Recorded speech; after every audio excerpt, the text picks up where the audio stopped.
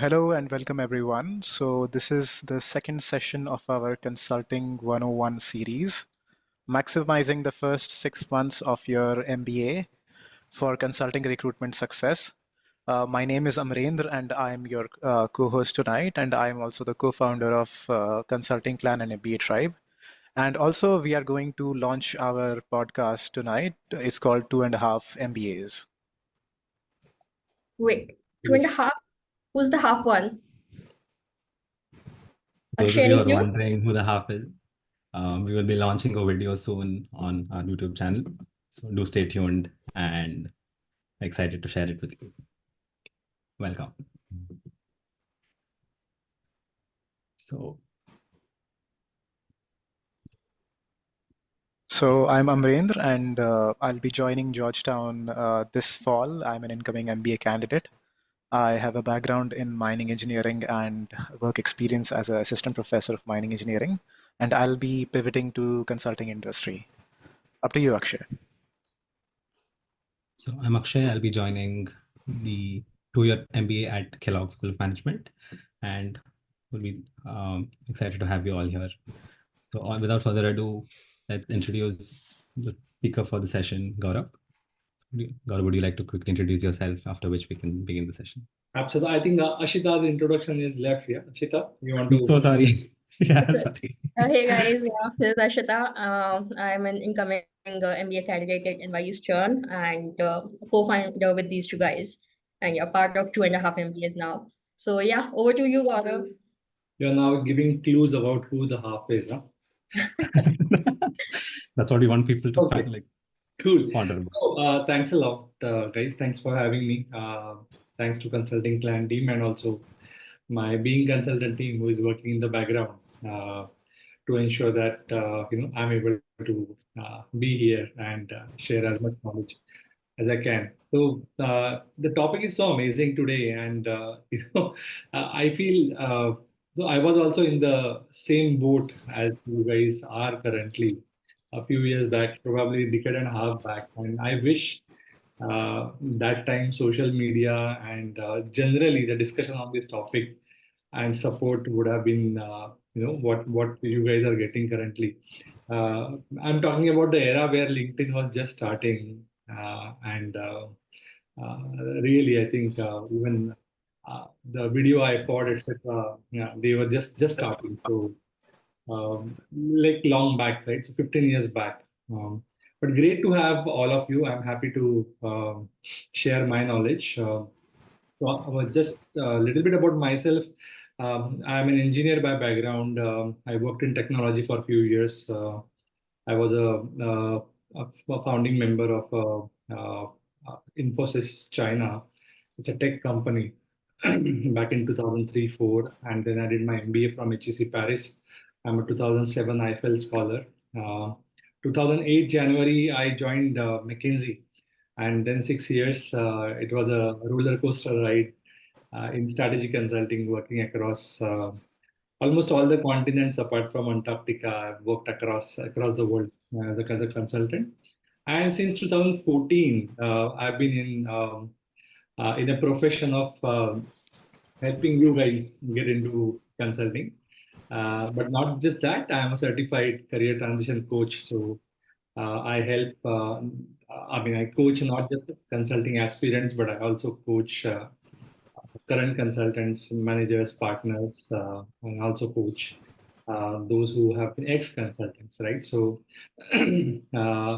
across the consulting spectrum, I do work, and my platform that I recently launched, Being Consultant, is to the effect of providing anything, literally, tools, templates, coaching, courses, whatever you need in your entire consulting journey, right? From the moment you think like, I want to be in consulting till the time you exit consulting. That's a platform that's going to cater to that. You guys made one announcement. I'll also make a mini announcement that the missing piece from being consultant on the Being Consultant platform was recruitment. But last week we also started a recruitment arm of Being Consultant. So now we are end-to-end coaching plus recruitment platform. Yeah. Perfect. So on that note, let's get started. So the first section that we want to talk about is about casing. I think when you think of consulting, casing and case interviews, what comes to mind. So now there are a lot of mixed opinions about how to go about casing, when to begin, especially at this point in time. And that a lot of people believe it's either you start early, or some people say go to school, you wait until you get to school and then begin casing there. So what according to you is like the best time to start preparing for casing and how to go about it? Okay, so first of all, I wouldn't call this preparation case preparation because the fit is an amazingly significant part of this preparation. Okay, and over the time, in fact, the percentage weightage given to fit in overall consulting recruitment is only increasing. That's one. Secondly, don't forget any interview that it starts with fit and then it goes to case. So if you really screw up in the fit part, then you are actually entering the case with a really amazing disadvantage. Yeah? So it's an entire interview preparation, I would say. And I am of the opinion that you should start preparing as early as you can. Right? So if you are very sure that you are going to get into MBA, then probably before you get into MBA, or if you are taking a break between your employment and starting the MBA, you should start there. And I have three reasons to believe that this is a better strategy. The first one is like coming from the coaching experience. I can say that the best way to get into consulting is to get into consulting as an intern. Okay, so internship or cracking the internship into consulting company is the easiest. Just a minute, I think I'm getting some disturbance.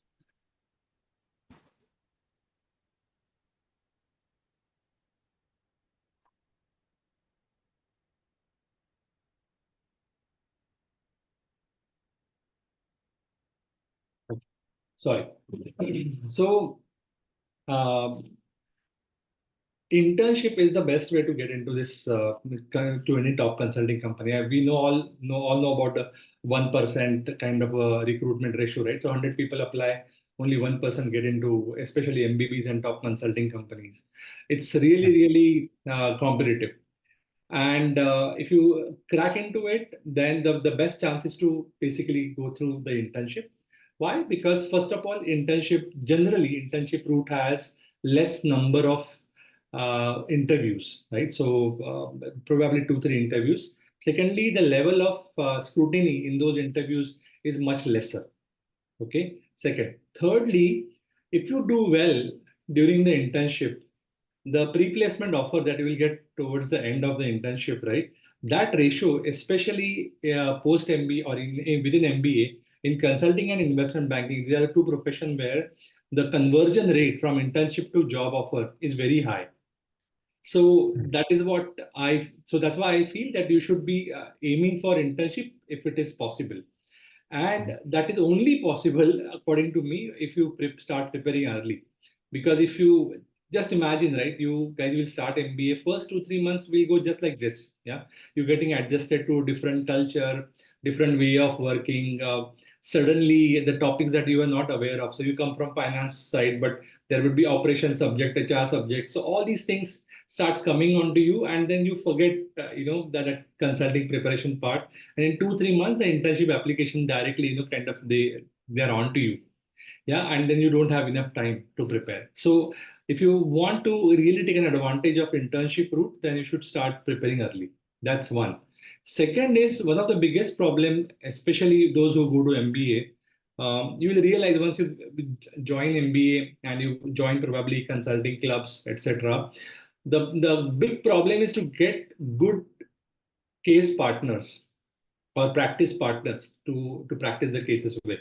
And generally, those people who lag behind in the preparation, they don't get good consulting practice partners, because obviously, I mean, if anybody who is trying to practice, that person will want the practice partner to be at least as good, if not better than that person, right? So everybody is looking for advanced practice partners, and the good practice partners get stolen very quickly. Yeah. So Hmm. again, that is another thing. And third is generally what I've seen is if you have done a little bit, at least the foundation part that I typically, we actually extensively coach pre-MBA students in the consulting interview foundation part. And if you go through the foundation part, then you also perform better in your MBA studies because a lot of business concepts get covered in any case, right? Yeah. So that's why I suggest that you should prepare as early as you can. So about that, so one thing that I myself heard when I spoke to one of the seniors was that some people tend to develop certain practices which are not Mhm. optimal when you're preparing by yourself before you come to school. Mhm. So what are your thoughts on that, especially because with the amount of resources that you find online and different YouTube channels saying so many different things. Mhm. So do you think that would affect the preparation So quality? I don't think consulting. So once you go to the MBA, that the way you prepare for consulting, uh, I don't. At what level you get influenced by school is something that I'm actually, a little bit. What can I say? I'm not sure what you are. What this question actually means, right, over here, because in the school helps you with some material, and school also has generally consulting clubs which are student run bodies. Okay, Mhm. so the way you prepare is extremely individualistic, or it's a group phenomena. So you and your two three of your friends can probably in the evening come together and do some casing. Yeah, the MBA school is not going to teach you how to crack cases. Yeah, so that case study solving in MBA is a different ballgame. Case Mhm. cracking or how to answer fit question or how to prepare consulting CV, no MBA school will cover that in the MBA curriculum. Okay, so it's not that you are coming with some different kind of way of cracking the case and this college has this style of casing. No, nothing like that. Mhm. Yeah. So across the globe, people prepare for a consulting in a particular way which has nothing to do with any college methodology, etc. I hope Yeah. I'm able to answer that question. Yeah.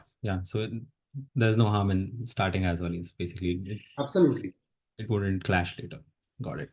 So also since you mentioned about the developing these habits to sort of start casing early with the right partner.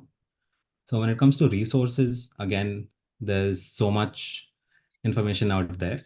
So Yeah. what are some of the resources that you personally would suggest and you've gone through Sure. yourself as well? Sure. So I mean, when we were preparing, it was about scarcity of resources, and now the issue is not scarcity, just too much resources, right? So there are so many YouTube channels, and there are so many things, right? That the question then comes, which are the good resources? But let me address that in a second part of the answer.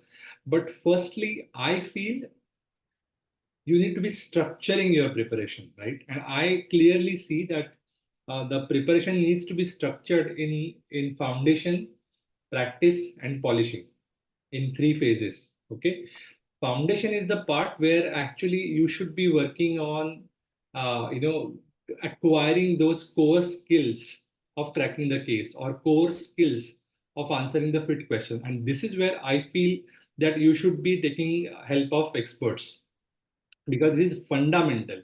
If you go wrong over here, very high chance that some of these things will take a lot of time to correct. Okay, then comes the practice part. This is where it's all about variety. Yeah, it's all about the number of cases that you will do, the different type of sectors functions that you will cover, the number of case partners that you will have, and this is where I think you should start referring to multiple literatures. So first of all, there are so case in point, etc. There are a lot of books that are available in the market. You can probably use them to get some reference material on different cases. Major MBA schools, I think probably 100 top 100 MBA schools, all of them would have case books. So, and they are freely available online. So you can also go through those. And on YouTube as well. In fact, I suggest literally on Google or put it on YouTube, that first round interview simulation, McKinsey interview simulation, right? And you'll get probably 10, 15 different videos, and probably sorted by number of views, etc. And see those videos. So watching some videos, using case material from case books, from books, is something that you can use for your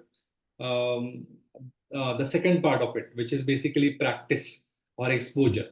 Again, polishing. When the interview, basically you are selected for the interview in 10, 15 days, you are going to have your interview. That's the time when you again should take an expert help and you should do the polishing part of it.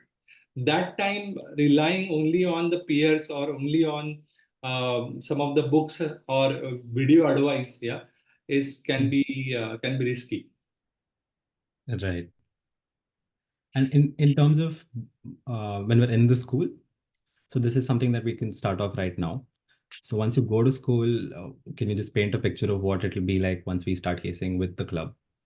And what was that like for you personally as well? And yeah, so basically, generally, when you will join MBA, you will already have a case or consulting club run by the previous batch, and very quickly, in a couple of months' time, they'll hand it over to you guys, the leadership of that consulting club. But generally, what you consulting clubs end up doing is they do 2-3 things. One, they will basically arrange some tie-ups, in the sense of they will form groups. They'll give you a case book, and then you can kind of do the practicing amongst yourself. They will arrange some sessions, right? A lot of B schools also invite me for webinars, right? So like that, they'll have expert sessions arranged, and you will be able to be part of that. A lot of good consulting clubs also arrange networking or office visits, right? So I remember when I was at HEC, we had visited BCG Paris office, McKinsey Paris office. So like that, you also will have some of these trips, and you will be able to, kind of physically meet consultants. So all these activities will start. Okay, and I strongly believe that you should be kind of really participate in those activities. All of these activities are extremely value added. And as you participate in this activity, another thing that happens is you also form that bond with few people who will always be there for you if you have to kind of do case practice, because there a time will come when everybody will be busy. There will be exams, tests, etc. At the same time, you will have to prepare for interviews, right? And that point of time, having very good, credible, reliable case partner also is important. And generally, those people who are extremely active in consulting clubs, normally they wouldn't have any problem with case partners. Right. So just on that note, about the case partner. So how do you go about choosing them? And especially because you'll be meeting so many people, you'll be talking, making friends all over the place. So what is the optimal number of people in a group, and how do you go about getting an ideal group? I think we should actually literally replicate the MBA model. So what MBA colleges typically do, that every semester they will have a group of 4, 5, 6 people, and then they'll break the group. In next semester, you will have different 5, 6 people, right? Just like that, no, you should also try to have more variety in the group. Yeah. So from a nationality perspective, from industry background perspective, functional background perspective, have experience level perspective, you should try and have variety. So if you are, let's say, for example, a technology consultant with 5 years of experience from India, right? Then you should have somebody from banking, I don't know, in Russia, and automobile from US, something like that, so that you have a very good variety. Yeah. And then you can have a routine of A will case with B, B will be C, and like that. Yeah. But once you're done with that, in a month's time, you break the group. You go and practice with others. Yeah. And of course, as you do that, naturally you will realize that there will be few people with whom you are really comfortable, right? So That's another kind of angle to it, right? So now you know that this guy is really, really good. Yeah. So if closer to the interview, I would like to test myself with this person. Yeah. But at the same time, this is the person, even at 2 a.m. in the night, if I tell him to do case cracking, he will do it. Reliability factor. So those people, go-to people, he should always have, but that naturally happens. But to start with, have variety. The worst thing that you can do is have a group of like all 6 Japanese or 6 Indians or 6 Americans. Like then it becomes a very so there's no variety basically in the group, which is something that we should surely avoid. Another thing that you can think about is your destination office, right? So if you are, let's say, for example, I went to McKinsey Frankfurt, so I was targeting Germany and a couple of offices. So I had German guy that with whom I used to practice, right?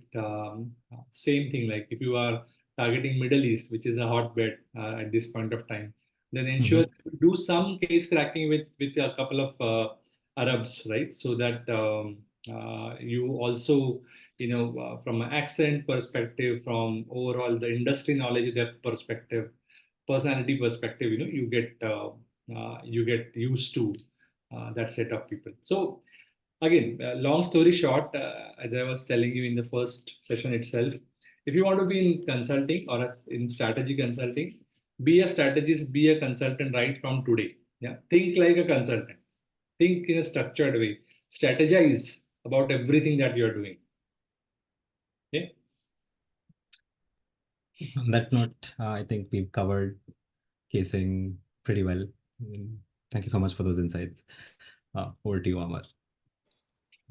So the next section, the section number 2, we are going to cover is about networking. So the first question is about the importance of networking and striking the right balance. So the question is, how vital do you think networking is in the consulting recruitment process? And also, how to strike the right balance between effective networking and over networking? How much is too much? Okay, so let me put it this way. Okay, so networking is integral part of consulting recruitment, right? So in most of the geographies, and even in Harvard, in Seattle, any school that you're talking about, generally the job will not be offered on the platter. You will have to network, will have to generate referrals. Okay, so networking is something you have to do. Secondly, one fundamental point that everyone should understand is networking is a sales process. Knock on 100 doors, 10 will open, 1 will buy. Okay. So that's why it's very important that you don't lose that momentum, or you don't lose heart just because somebody or some people haven't responded. For some people, the person who will buy the product can be the first one. So for some person, it can be 100th one. But you should be trusting in the process. A lot of people actually lose the race here itself, in networking itself. That shouldn't happen. That's one. Over networking, yes, some people also go on the other side and do a lot of too much networking. So few points we should keep in mind. I think 3 points I would highlight is, one is, don't network with too many people in the same office. Yeah, because I've seen examples where candidate is just too popular in the office, in the sense everybody says, okay, he spoke to you as well, he spoke to you as well. So that shouldn't happen, right? Because then you are really it's just too cheap. Yeah, you come across too needy. Yeah, so that shouldn't also happen. One. Secondly, too much follow-up. So generally, remember that consultants are quite busy, yeah? Especially senior consultants. So when you start interacting with them, yeah, if somebody has not responded in a couple of days, don't just follow up again. Okay, I generally say that at least let one weekend go away. Generally, consultants have a tendency of responding to all these emails on Friday evening or Saturday morning, right? So let at least one weekend go and then you follow up. Don't just completely bug them. And third, which is a grand mistake, is right in the first interaction asking for referral. Yeah, don't do that. So networking means that you need to build a rapport. Yeah, so have a discussion with them, try and understand what's happening. Talk about your value proposition. Yeah, and then you should, of course. I mean, it's not that you don't ask for referral and wait whether he will ask you whether I should refer you. No, you should be active in asking, but let there be a few conversations before that. Mhm. Yeah, that totally makes sense. Yeah. So on that note, the next question is about the right approach to networking. So what would you recommend is the right approach to networking during the initial months of the MBA? And what are the negative consequences if networking is not done in the right way? So we spoke about it, right? So Yeah. so you end up burning that line. Okay. Mhm. So I feel that first of all, the right approach, I feel you should start early. There's no doubt about it. But Mhm. don't don't start without having some preparation. So I generally tell people that you should only start networking if you have a very good consulting CV. Second, you have at least done basic fit questions preparation, and you should know at least have basic understanding of how to crack the case. Because when you start networking and when you go on networking call, networking coffee, dinner, etc., yeah, don't expect that the person will just do a chit chat and talk about the weather. Uh, if he has invested 30 minutes, then they'll ensure that they test you out. Yeah. And there are umpteen number of examples of that. Yeah. So recently, one of my candidates, I think I spoke about it in the first session, that in the Amsterdam office, she's applying, and uh, over the coffee Mhm. kind of meeting, after 10 minutes, she was asked by the principal, can you tell me what's the monthly revenue of this restaurant would be? So guesstimate question right in the networking meeting, right? So always Oh. network with some kind of preparation. Don't network unprepared. You will unnecessarily burn the bridge. That's uh, that's one. And another thing why I say start early is you will realize this, that ultimately everybody who is interested in consulting will pounce on the same set of people. Yeah. Let's say, for example, you're Boston or any college that you are going, right? You will have access to alumni network. And let's say in last 10 years, whatever, 200 or 150 people have from Wharton have, gone to McKinsey, BCG, Bain or whatever, right? Remember the entire batch writing to them, right? That's why it's better to be early in that line. Yeah, start as early as you can is one advice. Another is start with alums and generally start with the overlap. So start talking to people with whom you can have some kind of discussion. So you need to have some kind of profile overlap. Either they are from the same college, they are from the same industry, etc. Don't try and kind of crack the tough nuts where you have absolutely you are an Indian technology guy and you are directly talking to a Russian guy with natural gas experience and asking him that can you refer me to a Moscow office, right? So that's not going to happen very quickly. Yeah. First start off with the easy targets is a second thing, and third is a big mistake. A lot of people do. They don't keep network warm. Mhm. So what happens is a lot of time you have opened up a lot of conversation. Yeah. Some of them are much more fructifying and others are not. Yeah, but you forget those kind of second third priority people and you don't even keep them informed.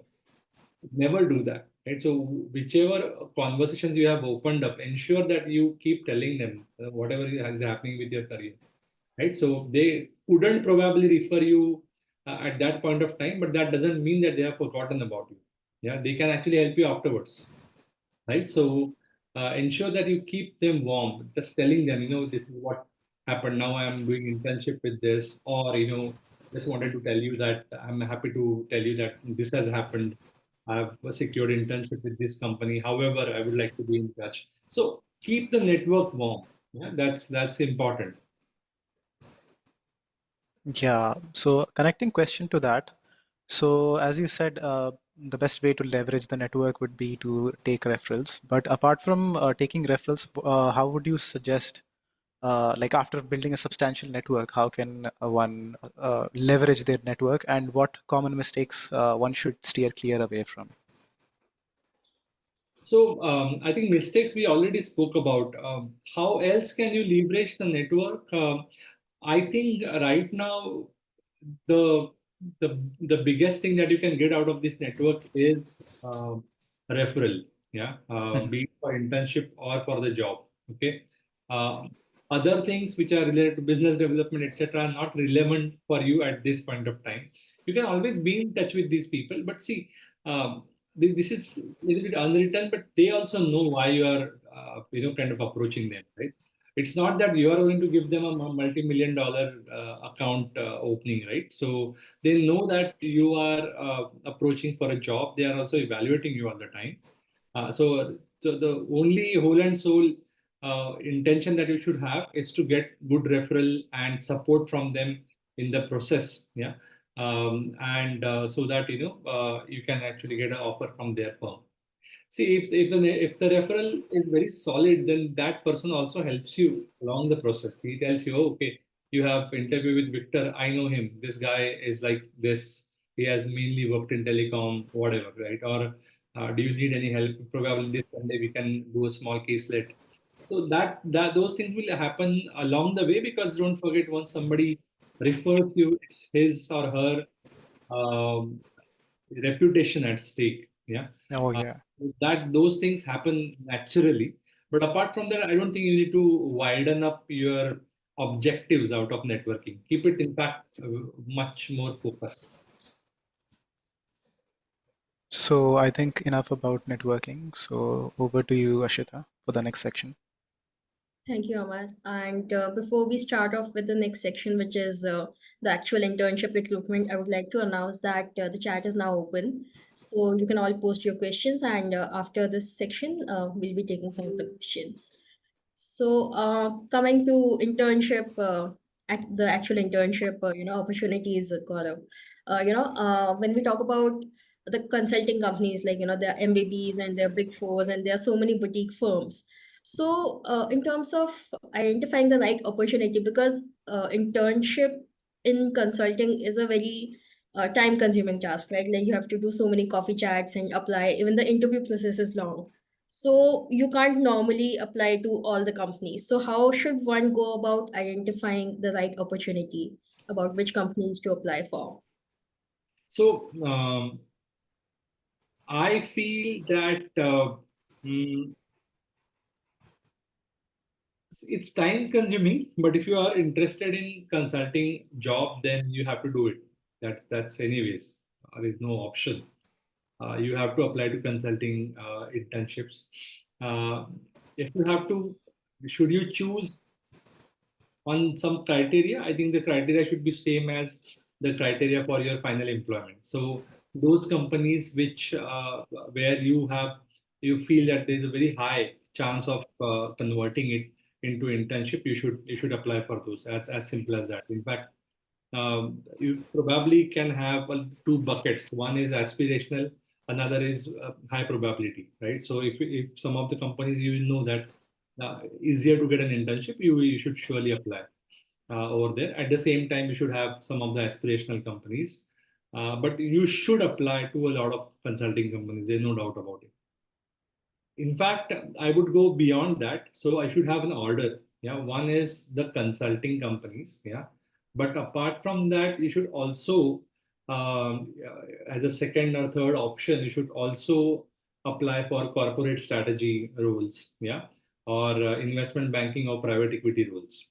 Okay, because these experiences also add similar value, and for a final placement in or final interview or profile evaluation, they will also add kind of similar value. Yeah, because a lot of I mean, most of the time people don't complain about it's time consuming, but people complain about, no, I couldn't get it. Yeah, that's why I just did something which I mean, I got an internship into something that I was doing pre-MBA, and I took it. So don't, kind of directly resort to that.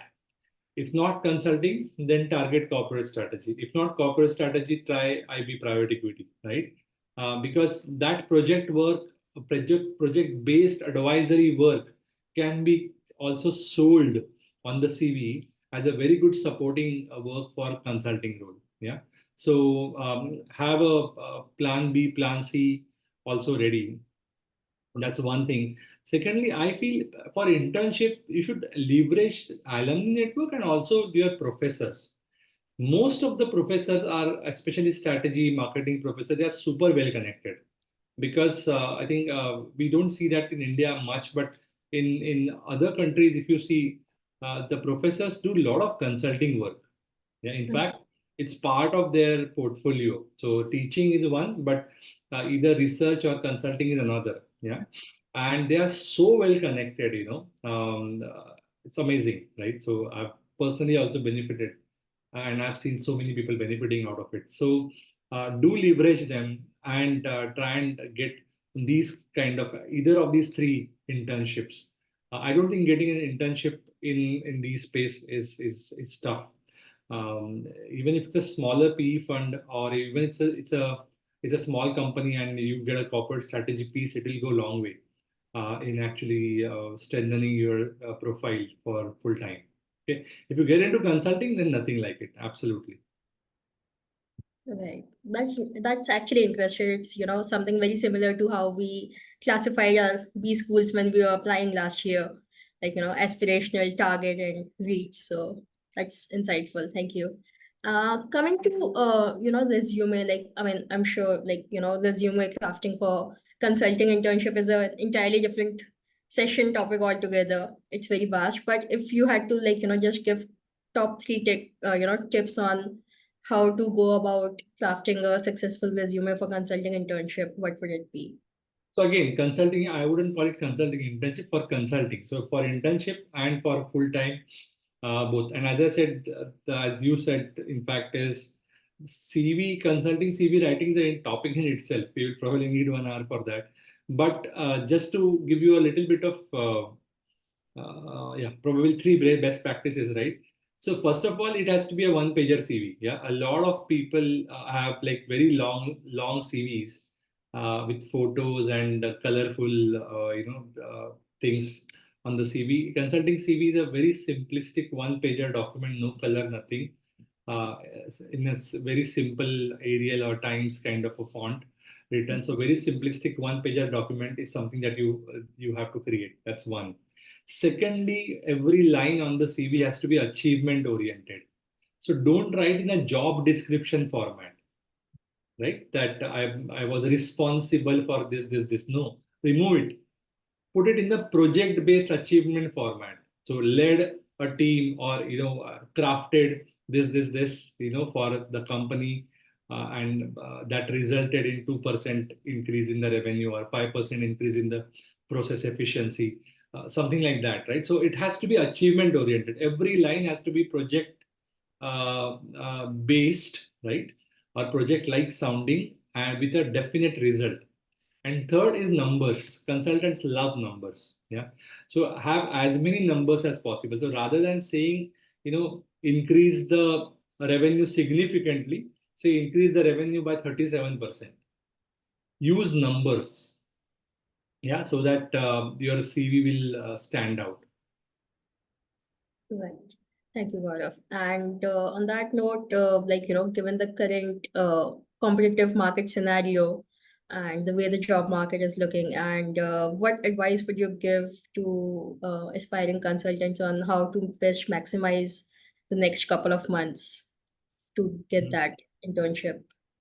So I think, see, market is tough, but its market is always up and down. That's why it's called market. Yeah. In fact, um, And in last 15 years, I have seen 2, 3 meltdowns and again uptick. So this happens, and I always tell people that advisory on a P&L is a discretionary cost. Yeah. So very easy to remove advisors first. Yeah. So normally when there is an industry downturn, advisors get kicked out first, but when there's an upturn, they are also inserted first, right? So this keeps happening. So don't worry about the market. Yeah. Never, in fact, take any career decision basis market.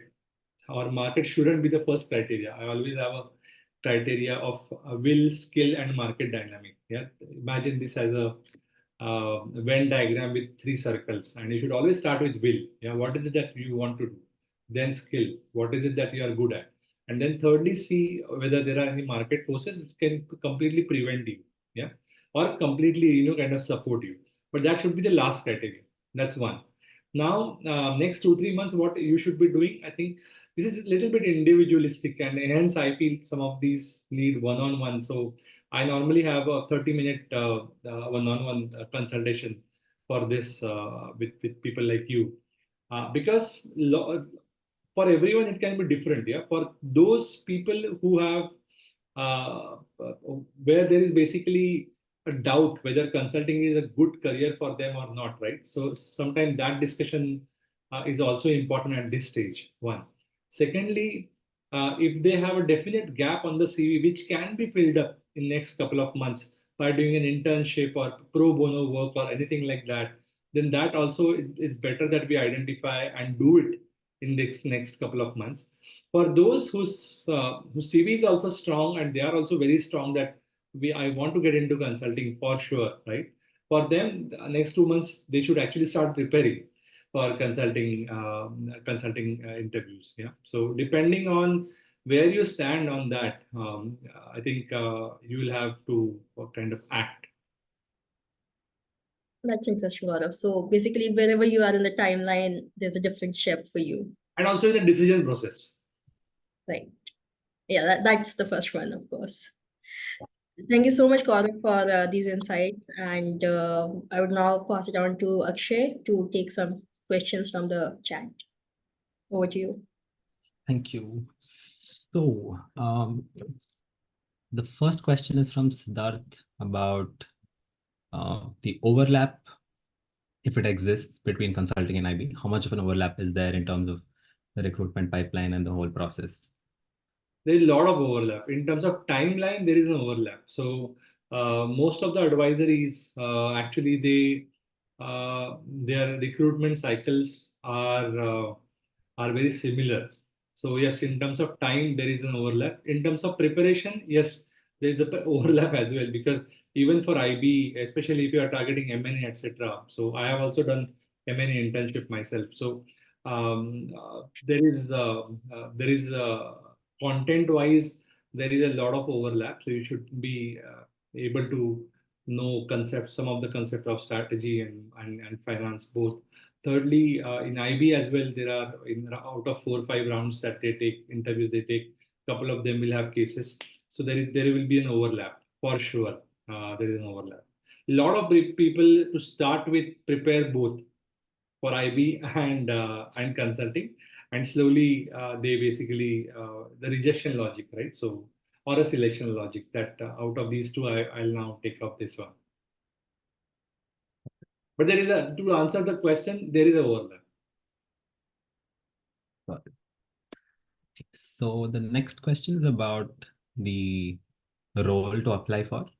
So if someone already has, expertise in a particular domain, would you advise to apply for that specific role or just go for the generalist role? And will the company see it as us being unfocused or wayward if we apply for the generalist role despite having? No. So second, just to answer the second part of the question, no, and nothing like that. So consulting companies know that a lot of people join consulting as a generalist role because they are looking for a career switch, career transition, sector change, etc. So that's fine. So they will not see it anything like that. Whether you should apply for subject matter expert career track is actually it's your call.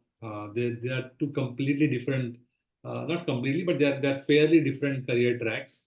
In one, you get only focused on one particular sector. In another one, for first 3-4 years, you are a generalist. So if you want to, then you can. But again, you need to check your definition of expert and consulting company's definition of expert. Yeah. So if you are just 2-3 years and you have done a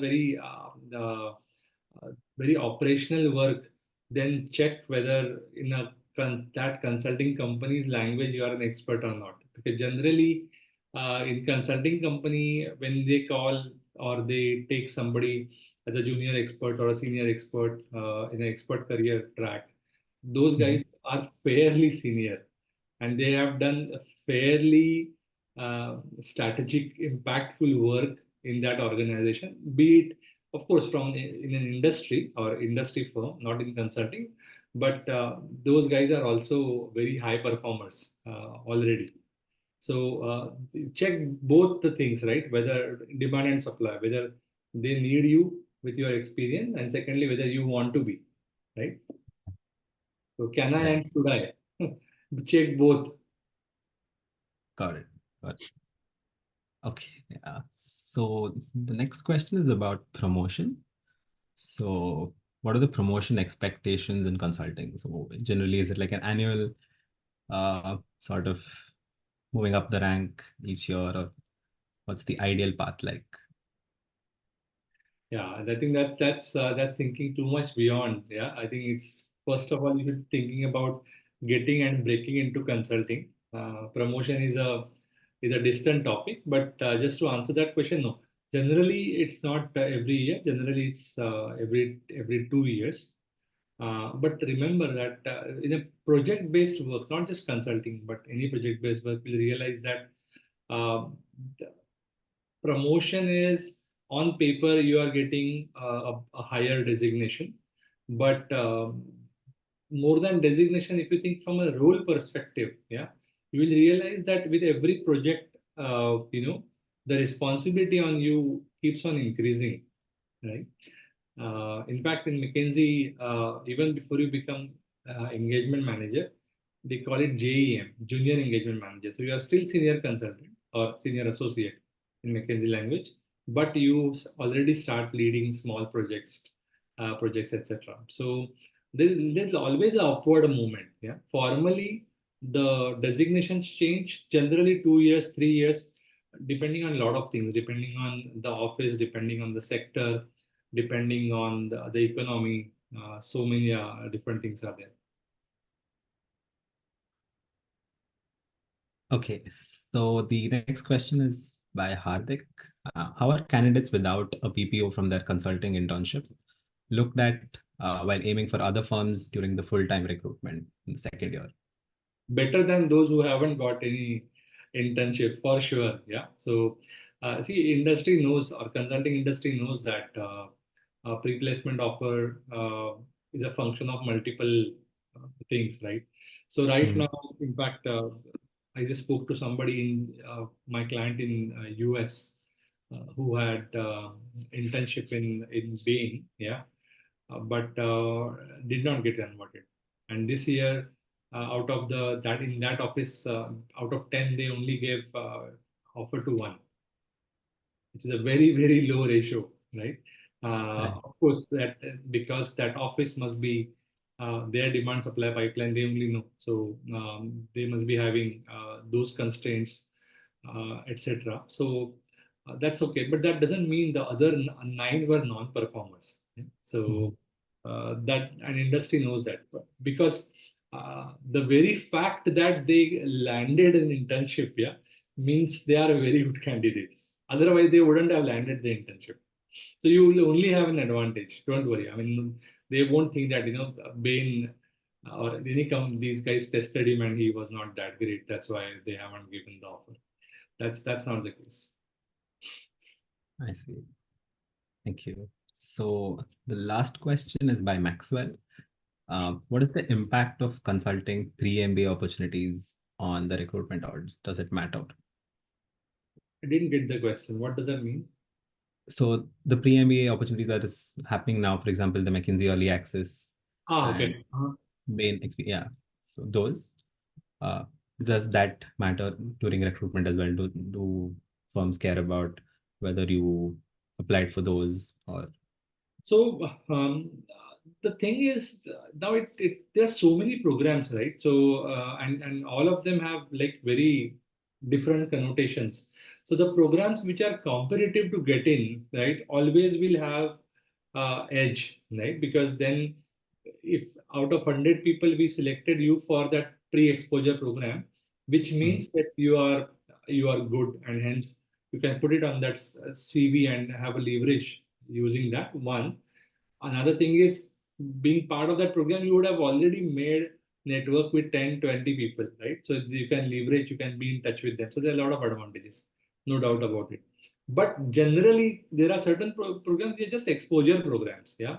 So whoever applies, most of them get in, yeah.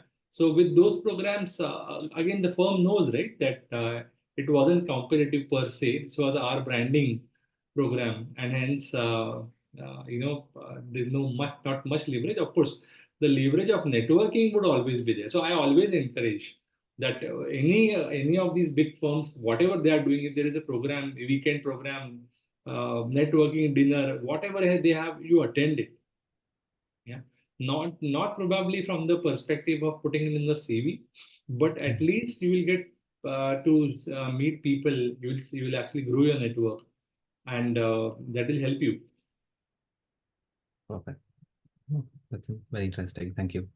So all these conversations are also important from the perspective of writing your cover letter and framing your fit questions answers. Yeah, because a lot of time, in cover letter or fit answers, we find generic responses because people don't have office specific anecdotes or experiences. Yeah, they can't do name throwing.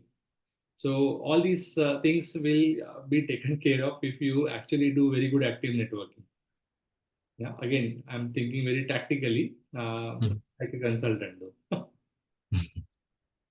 Noted. I think that covers all the questions from the chat. Hand it back to you, Ashita. Super. We are in time today.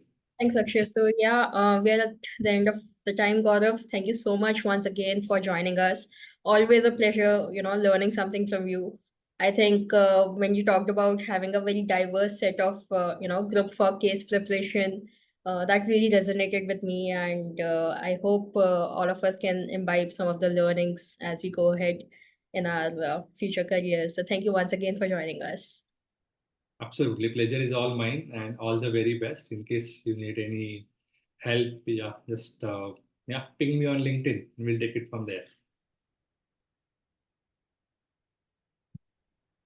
On that note, thanks everyone for joining, staying the entire session. Pretty sure this was very, very valuable to all of us. So stay tuned for the future sessions as well. Okay, bye-bye. So one more last announcement. So our podcast 2.5 MBAs are gonna continue hosting more sessions. So stay tuned for more sessions. And thank you so much, Gaurav, and thank you so much everyone for joining. Thank you. Bye.